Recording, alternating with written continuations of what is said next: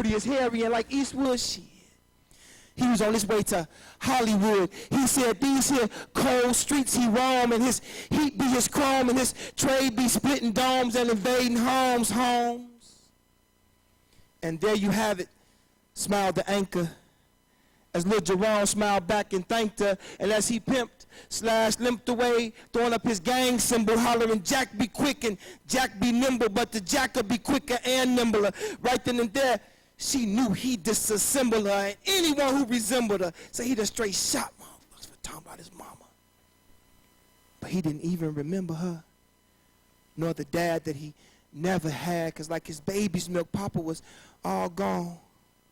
Because Papa was a rolling stone, and Shorty was the product of a thuggish, rugged bone without a condom on. So to snap off, he was prone, and who would have known that with an underdeveloped, misunderstood childhood, he'd be playing Robin Hood up in Mr. Rogers' hood, but up to no damn good.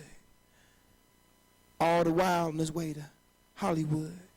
He's on his way. And like a modern-day Cisco kid, well, these are the things he did, robbing from the rich to get a Jerome. Then it was back to the honeycomb hideout, but he could have tried out for his high school track team, looking like a Black Panther, moving on a moonbeam. That's when he heard this little white girl scream, "Mommy, mommy, there's a black man in the back, and I think he has a gun, oh Christ." That must be the maniac who jacked Mr. Rogers' Cadillac. Somebody dialed 911. And the police, well, of course the police arrived on the scene way faster than any black folks had ever seen. Although the kid was mean, see, he was only going on like 15. So he had peed on himself as he hid and stooped in between the house and the bushes. Then he heard the forceful pushes of full metal jackets being loaded into weapons that were only similar to the one he held. That's when the policeman yelled, "You better come out the bushes and drop the weapon that you're holding." Now remember, y'all, my shorty had just peed on himself, plus it was getting cold, and shorty thought about folding, but nah. Because going out was for tricks. So instead he pulled something slick and came out shooting flow. Came out shooting flow. Came out shooting and shouting, "Blackstone!" Came out shooting, flow, shooting and shouting. I said, "Blackstone!" He came out shooting and shouting the name of the particular gang that had grew him. He shot, but they shots rang through him. He found out he couldn't hang, and bullets showed sting as they chewed him. So softly in slang, the fat lady sang to him, "Ain't nothing but a G thing, baby." Now my shorty, at this point I'm thinking my shorty probably won't make it. But just maybe, oh Lord, just maybe the black officer will that Jerome tried to kill by lodging the bullet in dude's neck. Nah, my shorty ain't finna make it, because the news said he caught straight wreck like a ship. 4 to the chest, 1 to the hand. He couldn't run because he caught 1 to the hip. Hop, and don't stop. Now this might sound like some sick, twisted, made-for-TV movie. If a shorty's trying to live like this here might even sound groovy, going out like a soldier. Nah. But Jerome, please tell me that your grandmama told you. Please tell me your grandfather told you. Please tell me that somebody, please tell me that I told you a hero ain't nothing but a sandwich, and a man which is a warlock. Looking like a warlock as you hold your Glock. Now the little white girl on the inside, she seen the whole thing and began to cry on the outside. As the small black man from the south side straight died on the north side, and he finally realized, yes, Lord, as he laid there in it, he finally realized that the grass is greener on the other side, but not on Janice or Hamas' side. My shorty Jerome, well, he never made it to Hollywood, y'all, but he tried. He's on his way. Thank you so much. God bless.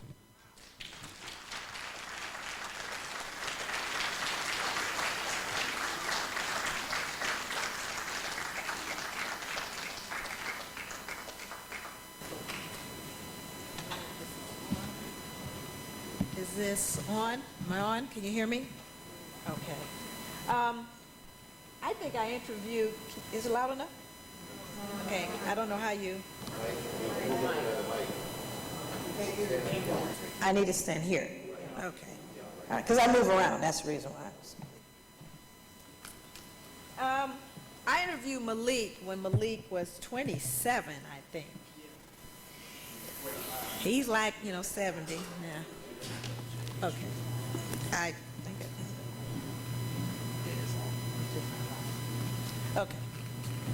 But when I interviewed Malik, I realized that most of the work I did at the university, one of the things that I just always noted is they never talked to the people they were studying.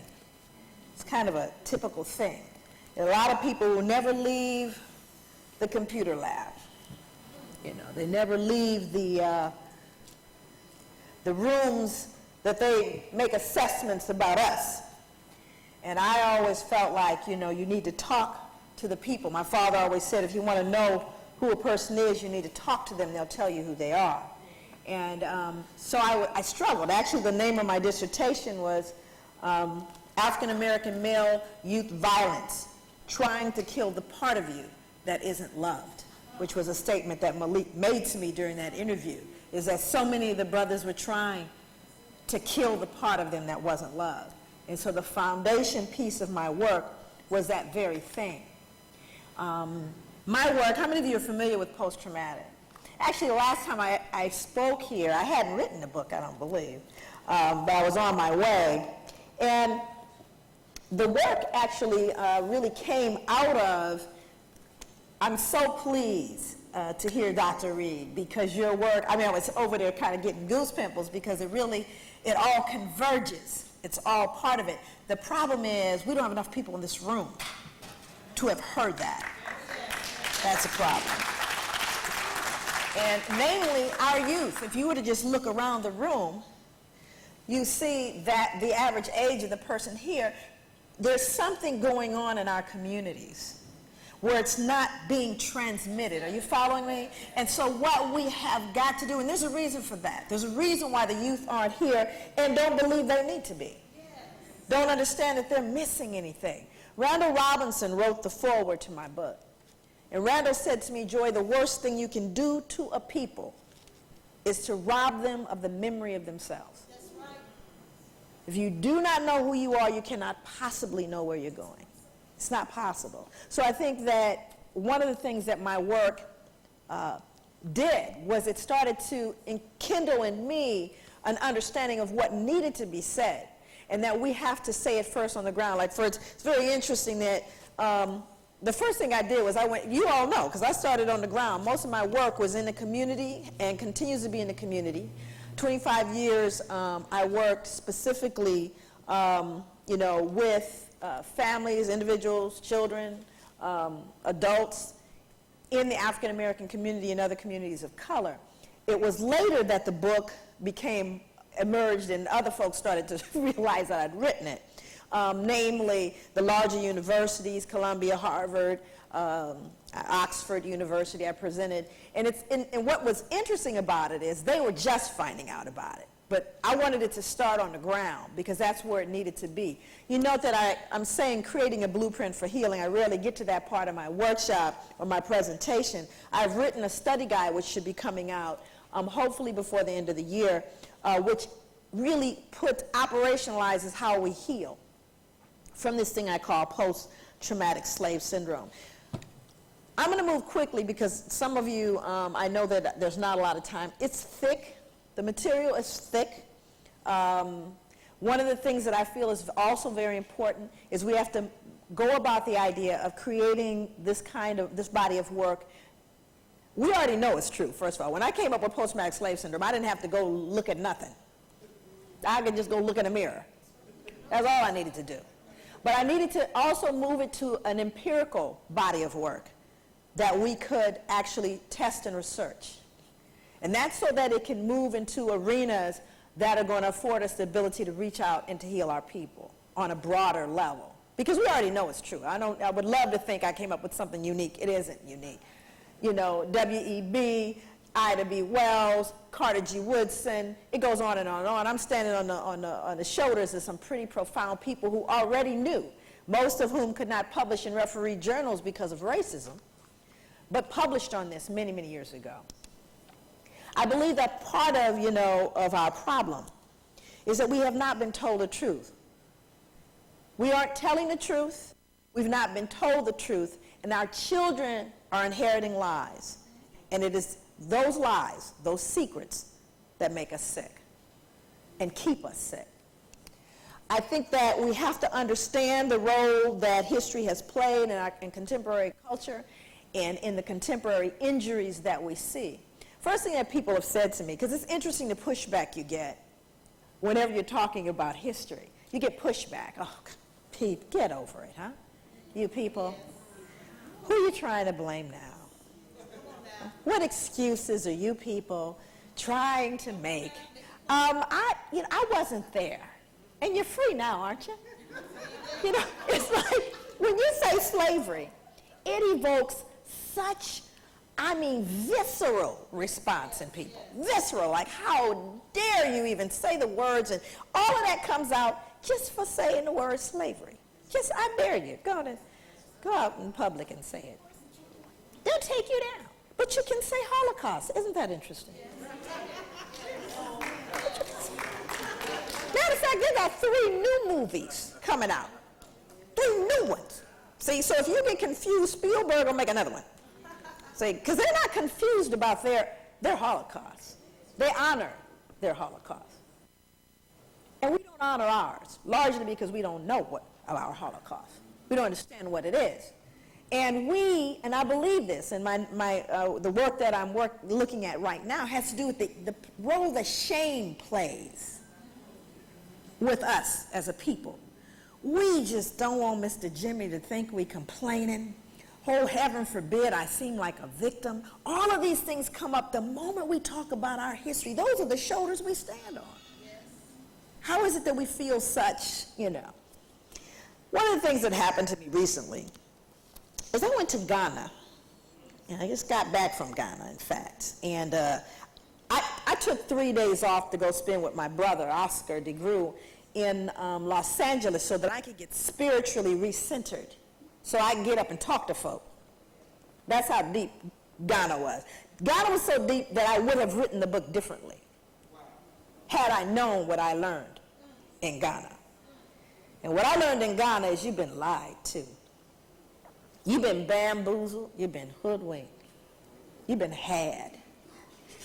And I know that on a level I've never known it before, because you see, I had a chance to see us unspoiled. I went into the villages. I looked into the faces of the people who lived in villages, and I went all through the different cities, and I looked at, and I went, oh my God, we don't know who we are. You see, we bought the lie, and we've become it.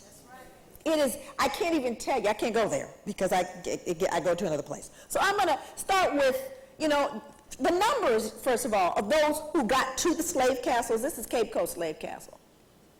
We don't have any numbers, and they were marched from the interior to the coast. People who had never seen the ocean or heard its roaring. And we don't know how many died on the way through exhaustion. We don't know how many were beaten to death and how many died fighting back. We don't know. And we later found out that those that did make it were held there sometimes over a year in these dungeons. Now, this is a male slave dungeon, and I'm giving you this picture so you can see there's no running water. I know you've heard about the dungeons, but it's really different when you're standing in them, where you can still smell the stench, because there is, of course, only there's a little, latrine. You can't see it in this picture, where it's just a little, where all the feces and urine and everything else just kind of was just there with you. Now, this is what it looked like when the light was on. This is what it looks like when the light is off. Those 3 holes there are the only source of light and ventilation for these spaces, where hundreds of people were packed. I want you to look at this. This is UNESCO discovered this when they were trying to renovate the castle for public viewing. They were trying to dig into the earth, couldn't figure out why they couldn't level it, and they were digging through 2 feet of human waste that had solidified. Now, the thing that's difficult, that made it difficult for me, was who these folks believed they were. This is Elmina Castle. This is a death cell. Now, let me kind of give you, this was a cell when men refused to be slaves. This is where you were put. And once you were put in this cell, you knew you weren't coming out, hence the crossbones. You were going to die there. So they stopped giving you water or food. That big hole that you see there is not for that particular cell. The only source of ventilation are the tiny holes that you see in the door. There's no other source of ventilation. So people would thirst, starve, and suffocate to death. That's how they died. And I don't have a slide here of the carvings in the floor, but they carved what almost looks like art as they were dying, crying out to the ancestors to rescue their souls from this place. Now, this is the cell next door, which is for the white soldiers who were held for 24 hours. Notice the latticed door. That big, huge hole is their window. There's another one on the other side. This is where they were held for 24 hours. So they made it very, very clear what was important. Now, when I was looking at the women's slave dungeon, let me just kind of explain to you why I needed my brother to work with me when I left. I had a couple of meltdowns. The first meltdown I had was when we got to the female death cell. And normally these were women who fought back and refused to be raped. Now, I wasn't prepared for this, none of this. You know, you cannot prepare yourself for this. And it was a mixed group that went in. I didn't know there was going to be a mixed group of folks going in, okay? And I probably could have been okay with that because there were a couple there. There was a white couple there that just, well, shut up. They didn't say anything. And you could see in their faces and in their bodies that they were impacted by this. But then there were others who didn't get that cue. So we got to the female death cell. There was an older white couple. And as the historian was explaining how these women died and the conditions under which they lived, this older white woman said, yes, but look at the architecture. You see, because she felt like, this is where the meltdown occurred, because I told her, you don't get to do that. And I also said, I should have an option to not have to be here with her. And they said to me, they apologized, they said, we actually do have a tour where you don't. I said, I would have preferred that. Because she couldn't be appropriate. Let me explain what was going on. Her privilege said to her, this is uncomfortable for me. I am on another continent. And I'm getting ready to tell you what direction this is going to move in. Because this is uncomfortable for me. That's how far-reaching the privilege was, you see. So I had a few problems with that. This particular slide is at Elmina, and these are the stairs leading from the bedroom of the governor. Let's get it clear. Directly into the female slave. This goes to his bedroom. Now, this is a Christian man. His family lives there with him, because we were, of course, visited those quarters too. But he wanted to have complete access to those black women who did not receive baths, anything. He said, clean that one up for me. And it wasn't enough for him to bring them in the back door or, you know, some other way. He had it built so he had free access. You following me? This was one of the things they would actually chain black women to who resisted being raped in a public square, and they would literally die chained naked to this ball because they fought back. And I'm putting this forward to you not for you to feel all achy and weird inside. I want you to understand the context of how this thing happened and how people could retain a sense of dignity through it all. We've seen this slide so much it's almost like a cartoon. This is the size. This actually is the size of a high school auditorium stage, not too much, about this size. And it is where they all were packed like sardines together. And, you know, like I said, when I talk about numbers, how How many Jewish people died during the Holocaust? You see how well you know that? I'm not mad that you know that, because you were taught that. It's been etched into your memory forever.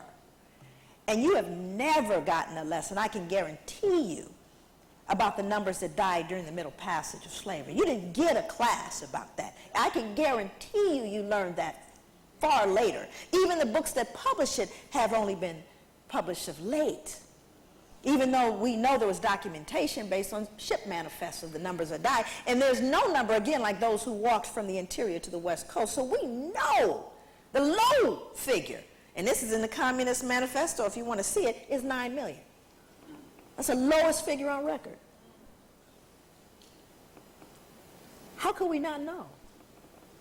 And then we have to understand why they died in such numbers, because this place was about 18 inches between people.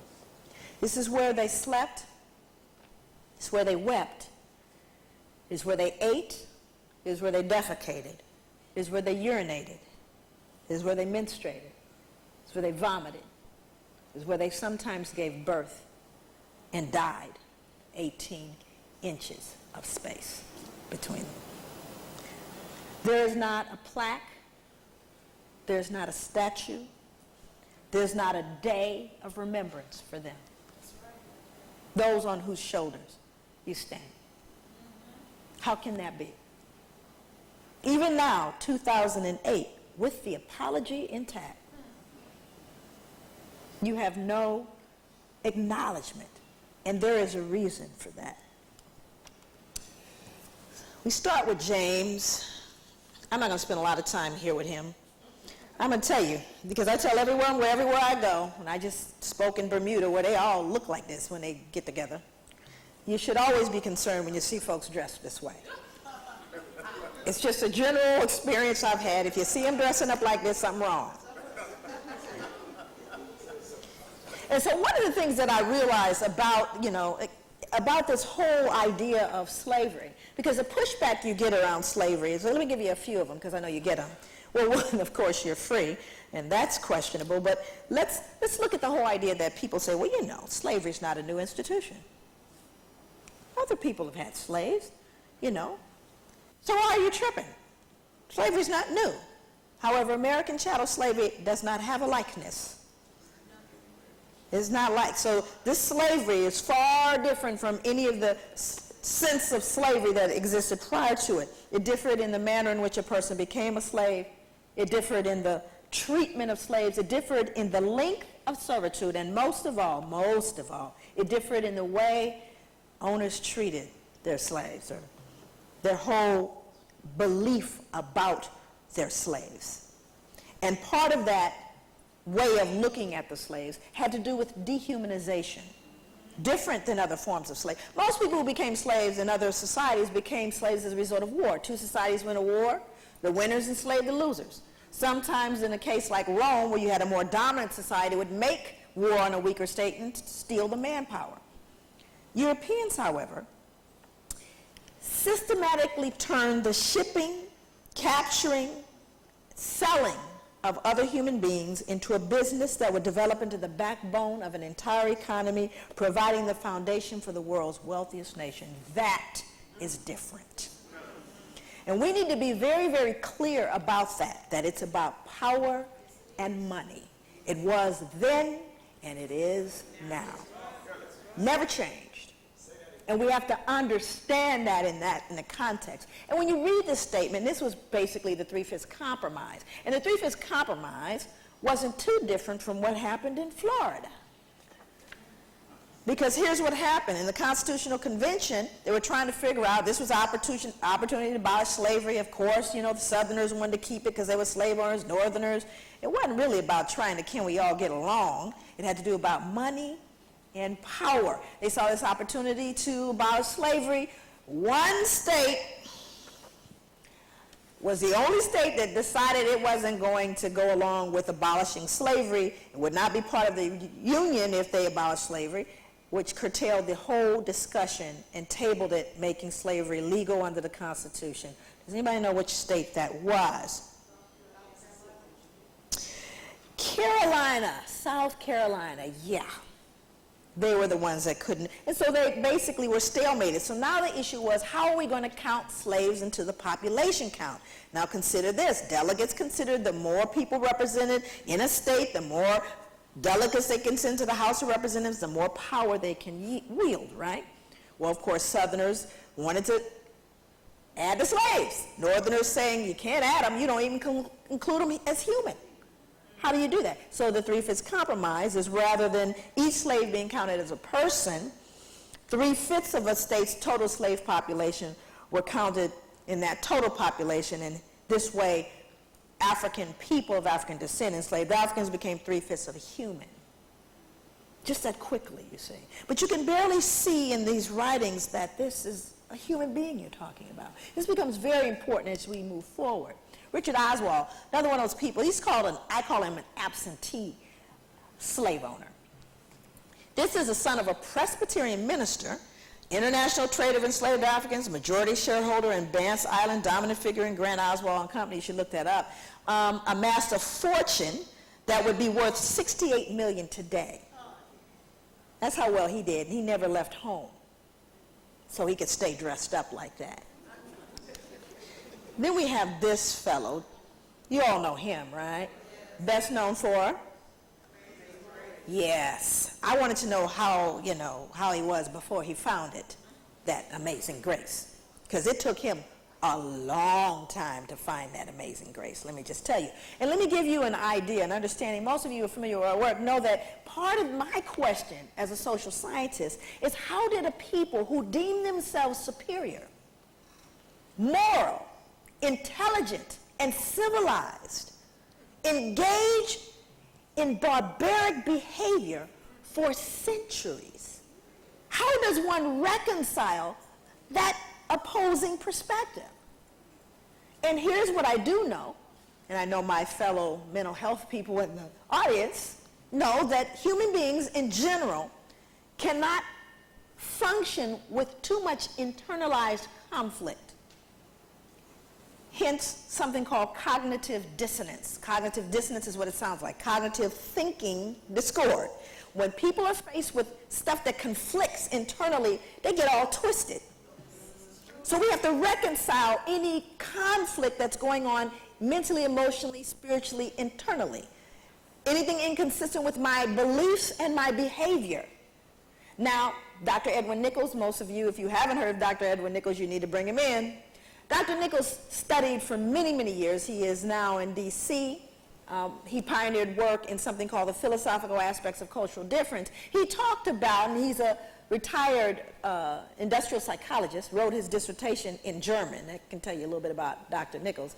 And as an African-American man, brilliant. He talked about and taught me about this whole notion of cognitive dissonance and how one reconciles it, especially as it relates to oppressing other people. Because generally speaking, human beings struggle when you oppress people. You know, it's just a normal thing. It's just, you don't feel good about it, right? So how does one reconcile oppressing or subjugating an entire group of people? How does one reconcile that? And Dr. Nichols says, here's a formula, you can write it down, true of any group you oppress, whether it's women or people of color, you name the group. In order to remove the dissonance associated with that behavior, you have to first justify the behavior, which eases the mind, you see, and the conscience. But how you do it is what's so interesting. You must relabel the people to fit your behavior towards them. So then we can all go to sleep at night. So let's look at what old boy did here. This is what he said. He says, slaves are lesser creatures without Christian souls and thus are not destined for the next world. Look at, you see what we've done. He was experiencing dissonance. He reconciled that dissonance by saying, well, they don't have Christian souls anyway, which means that I am absolved. You see? Then he goes on to say, when the women and girls are taken on board ship, naked, trembling, terrified, they're often exposed to the wanton rudeness of white savages. The prey, interesting use of words, is divided upon the spot. Resistance or refusal would be utterly in vain. I sinned with a high hand. And then he found, okay, let's keep it clear. Then there's him. Oh, Carl. We all know Carl, actually. We all took high school biology. You had to study Carl. Now, Carl becomes an important person because remember that one of the things that we begin to do in order to justify our behavior, you start trying to find those who validate your perspective, right? And one of the things that we do know, something that trumps everything else, is when people tell you, well, you know, what I'm saying to you is true because it's a scientific fact. You see, once science gets in there, then science trumps everything, right? Now, it's interesting about science. You know, we lost a planet recently. How do you lose a planet? That's called science was wrong. Okay, but they never admitted that. You notice they never said we were wrong. They just, and I had become fond of the planet, actually. I had a little dissonance when they took the planet away because they can't own their stuff. They just have simple paradigm shifts. And that's what happens. So science, which is supposed to trump everything, is what they went to legitimize their behavior towards people of African descent. This individual, Carl von Linnaeus, note the date, 1707 to 1778, developed a taxonomic system based on a criterion of skin color and laid the basis for 19th century racial classification. This is a man who actually is the father of anthropology, which is scary. Although color classification of races dated back to the ancient Egyptians, anthropologists referred to his taxonomy of 1735 as the first modern study of man. While Linnaeus advanced classification with his use of a color criterion, he also fixed on his four families of man certain moral and intellectual peculiarities that continued into the 19th century anthropological vocabulary. He described Homo americanus. Now, who might that be? That would be Native Americans. And let's see what he said. He said that they were reddish, choleric, obstinate, contented, and regulated by customs. No science yet. Homo europaeus, as white, fickle, sanguine, blue-eyed, gentle, and governed by laws. Homo asiaticus, that would be Asians, as sallow, grave, dignified, avaricious, and ruled by opinion. And Homo afer, as black, phlegmatic, cunning, lazy, lustful, careless, and governed by caprice. These insights into what Linnaeus defined as racial character, personality traits, intelligence, language, and a host of other related categories were transmitted into subsequent attempts at a science of classification and became more fixed than the races themselves. Not a shred of science here. And there is only one group that received scathing attributions. And what group is that? So don't they deserve it? Didn't I tell you?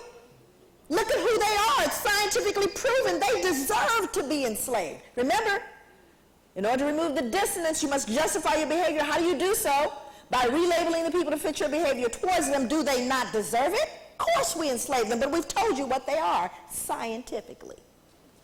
And then my students, because I teach graduate students, social workers, most of whom are white, they go, well, we're talking 1707 to 1778, doctor. Do you not hear these same attributions, 2008? Hence, you nappy-headed. You see what I'm saying? Look at him. Why even talk about it? I mean, this is a man who basically was contemporary of Linnaeus, who founded his system a little differently than Linnaeus. He considered hair, skull, facial characteristics as fundamental means for classifying the 5 varieties of man that he identified in his work on the natural variety of mankind. And he said, and this is interesting use of words, some of the things are hidden in plain sight. How many people have heard the term mulatto? Okay. Now, mulatto is supposed to be a mixture of whom? Black and white people. Mulatto. You know, but there's a reason every single time there's little words like that show up. Mulatto comes from a Latin word mulus, M-U-L-U-S, which is the root of the word mule. A mule is the sterile offspring of a jackass and a horse. So a person that says I am mulatto, and some say it with great pride, are basically saying I'm mule-like. That's what that means. He's the man who's responsible for the word Caucasian. He took the name Caucasian from Mount Caucasus, listen to the science, because its southern slope had cradled what he felt to be the most beautiful race of men, the Georgian. The Caucasus near Mount Ararat, upon which the biblical ark was believed to have rested after the flood, seemed, these are quotes from him, to be appropriate source for original race of man. Here's his logic. For in the first place, the stock displays, as we've seen, the most beautiful form of the skull, from which is a mean and primeval type, the others diverge by most easy gradations on both sides to two ultimate extremes. That is, on the one side the Mongolian, on the other the Ethiopian. Besides, it is white in color, which we may fairly assume to have been the primitive color of mankind. Anybody ever met a skull that wasn't white? So he just said, white skull, white people. Yeah, it's in a book, friends, and look at it. Should have known. Well, we do know now because, of course, we have CSI. I can tell you what folks are now. Race is a concept of society that insists there's a genetic significance behind variations, human variations in skin color that transcend outward appearance. However, race has no scientific merit. Outside of sociological classifications, there are no significant genetic variations within the human species to justify the division of races. Mankind is one. That's the truth. That's what we are. We're more alike than different. But you know, Mr. Watson, bless his heart, Mr. Watson, in 2007, listen carefully because this is important to understand why it happened when it did. Mr. Watson won the Nobel Peace Prize for developing or discovering the double helix, the DNA strand. He was rewarded the Nobel Peace Prize for that. He's 2 minutes and 2 seconds from the grave. He almost made it. He really did. He was close. He was just if he'd just shut up, he could have died and went out with the, but no. 2007, he showed up on a tour, wrote a book, and he said, black people are genetically inferior. Said that. 2007.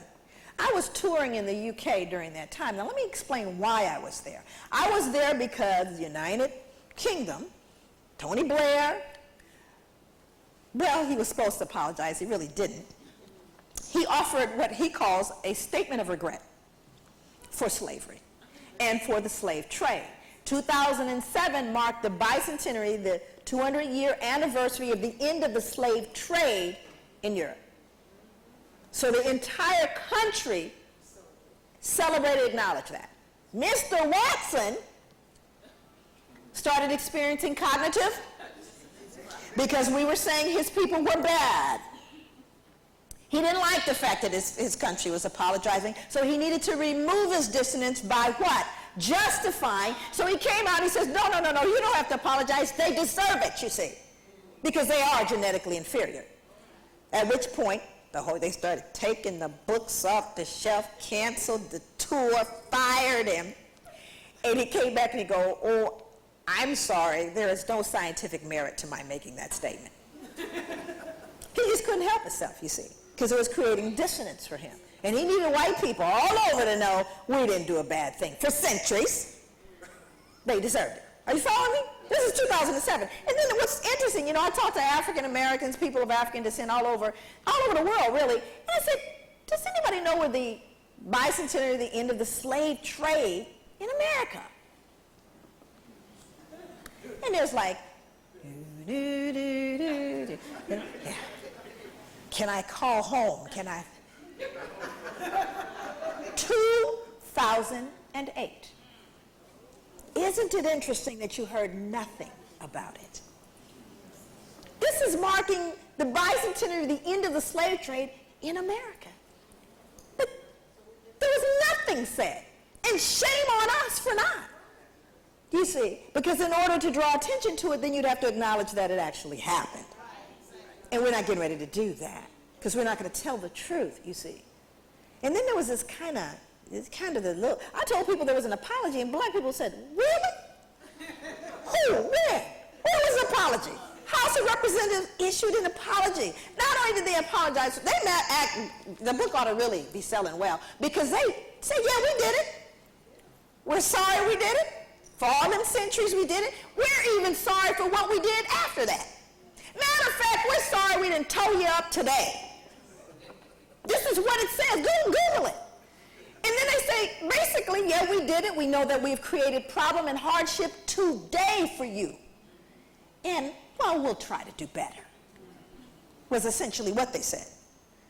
But nothing in this country was said about it. Are you following me here? Isn't that odd? You have a whole country, everybody is all in the newspapers. They had a series of lecturers sent for me. But in my country, well, not really, but it's Thomas. Let's not forget Thomas. Yeah. Thomas, I actually close out my book with a soliloquy from Thomas Jefferson. You know, the thing about this particular soliloquy is a statement he said, "Indeed, I tremble for my country when I consider that God is just and that his justice cannot sleep forever." You see, he knew. He experienced up close and personal cognitive dissonance is what he experienced. And I remember when the big DNA scandal happened, everybody started clutching the pearls. Lord. Not our Thomas. As if, right? And everybody knew about Sally Hemings. My grandmother used to talk about Sally Hemings. This was no news to us. But white people started clutching the pearls. Lord, Lord, Lord. And here's the irony. Everyone thought, and it is amazing how the distraction happened. You know, everybody started looking back, because it was all about their Jeffersons. We have DNA to prove it now. They should be able to be buried in the grave with the rest of the Jeffersons. It wasn't about graves, baby. They don't care about your bones. They want to know about right of inheritance. That wasn't about, but see how we got this, even the black folks going, "I want to be buried." A fool? What are you thinking? This is right of inheritance. That was the real fear, so they gave you the smoke screen. And then, you know, it's what's amazing about this, and I love that, you know, Dr. Reed talks about this whole idea. It's just going to fold so well into what I'm going to present around the issue of rape and this sort of thing. Because that's why I focus in terms of the dehumanization on rape and lynching. And the thing that's so amazing about this is as we look at it, how many people here, I've done this for, like, this got to be moving on 15, almost 20 years. How many people have ever physically met a white Washington?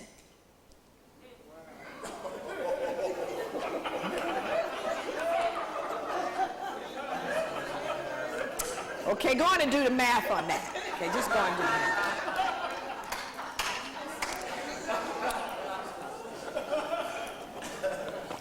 You know George, well, we all know he was sneaking out back to the black slave mistress. We all knew that for certain. And then they said, well, he didn't have any children. I said, well, I beg to differ. So let's look at what Thomas said. And I think this is even more telling. Thomas said that blacks smell bad and were physically unattractive. Well, this is a little inconsistent with his behavior, isn't it? He said they required less sleep. Now, that was one, as a social scientist, I was more interested in. He said we required less sleep. So he was experiencing some level of dissonance to come up with such a foolish thing. But why would he have to believe that? What part of him needed to believe we required less sleep? What was a work day for a slave? Sunrise to... Oh, you emotional black people. What empirical evidence do you have to support that? It's just mere emotionalism and conjecture. You don't know that they work that hard. Isn't that amazing? Because that's what they do to us, you see.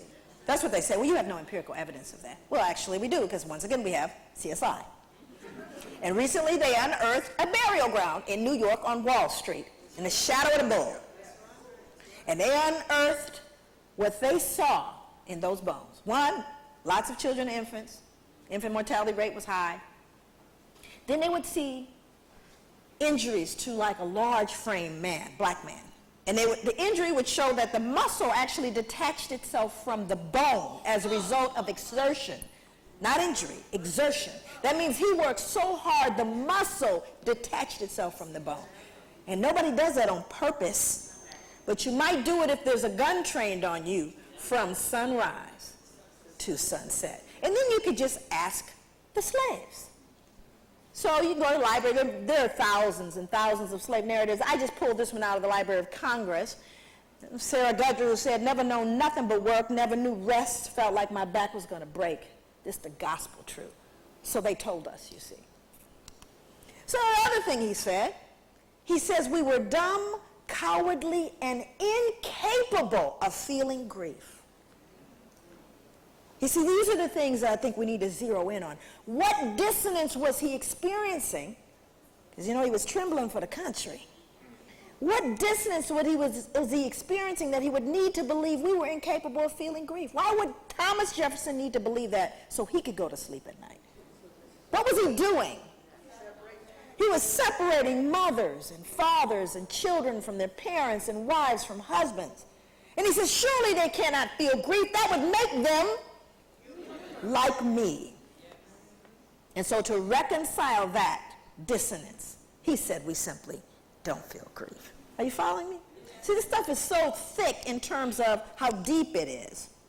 Then we have the bastion of education coming in to lend its, hand in basically removing any feeling of dissonance. The problem of the Negro, this is taken from a textbook.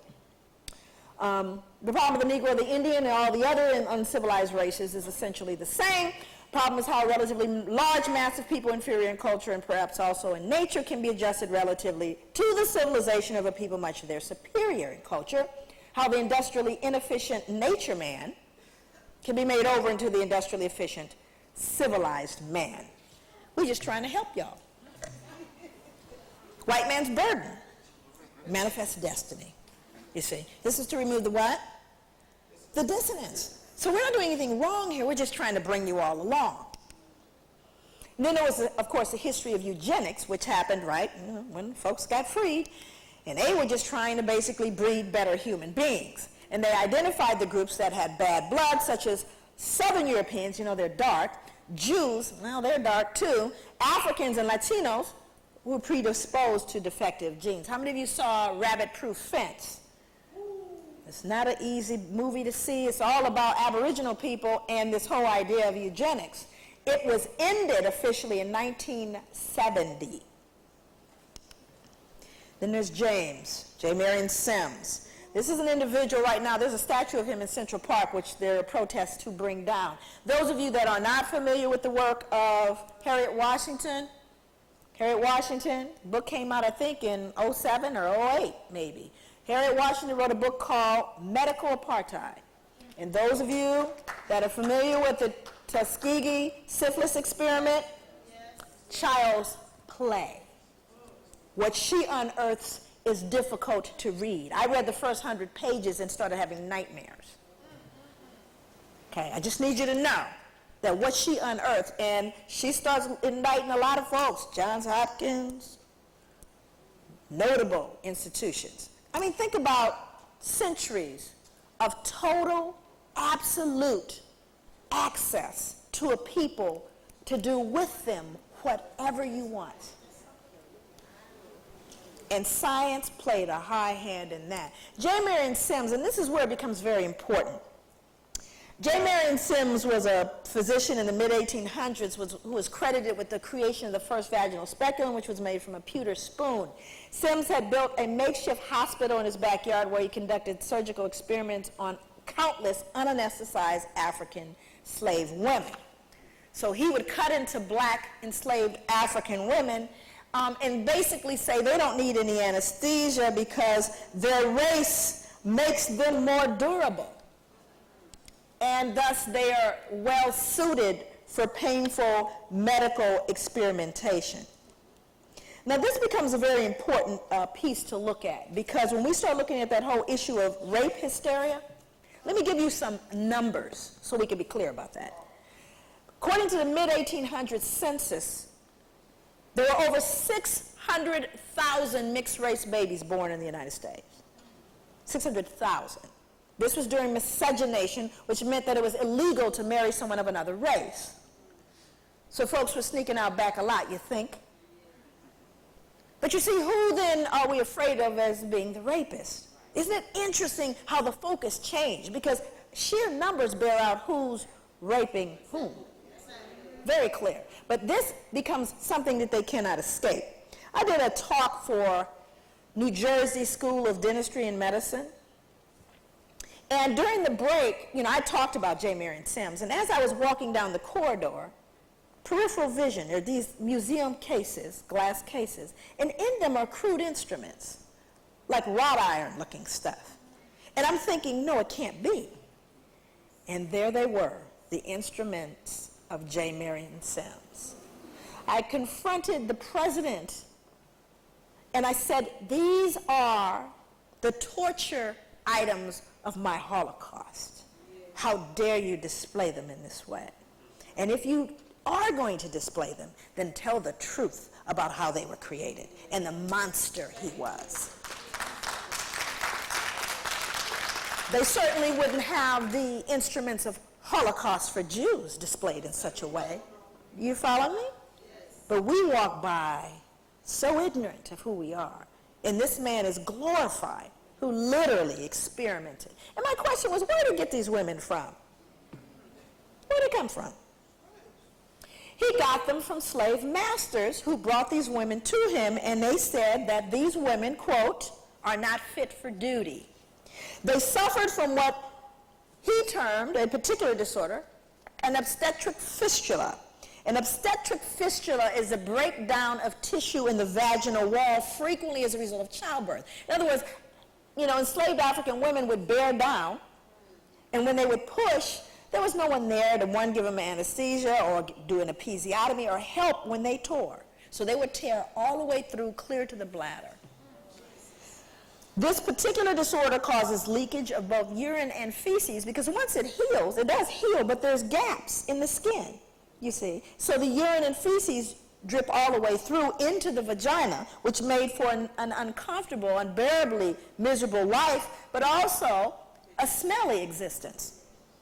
However, this condition did not preclude them from picking cotton and working the fields, cleaning, feeding animals.